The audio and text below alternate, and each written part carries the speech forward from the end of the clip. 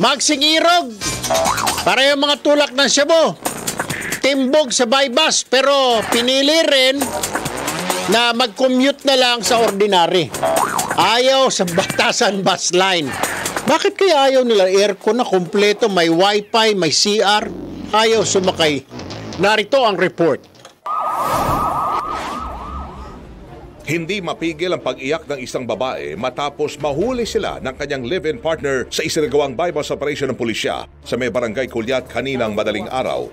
Tinarget sa operasyon ang kinakasama niyang si Roland Valenzuela, 24 anyos, na nabilhan ng 3 gramo ng shabu sa kanilang mismong bahay.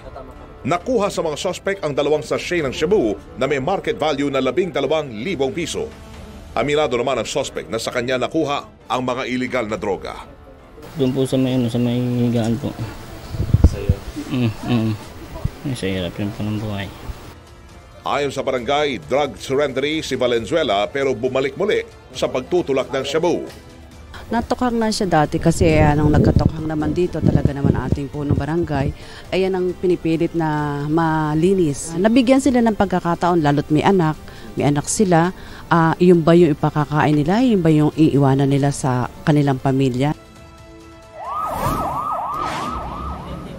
Timbog naman ang isang magsyota sa isinagawang bypass ng Kamuning Police Station sa may Kalayaan Avenue, Barangay Pinyahan. 500 halaga ng shabu ang nabili sa mga suspect na sina Ace Oliva, 23 anyos at Karen Katambis, 21 anyos. Gate naman ng mga suspect, walang nakuha sa kanilang shabu pero aminado silang may katatagpuin sila sa ng kaibigan para lokohin tungkol sa illegal na droga. Iba po yung pantao. Hindi naman po namin nakakalain na iba yung tao yung pero hindi namin nakakalain na sila yung minitap namin.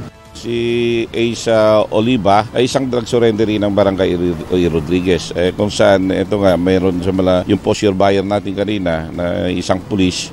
Ito yung nakatransact niya at mayroong nauna nang nakabili na tricycle na isang tricycle daw na nauna na nakabili kanina.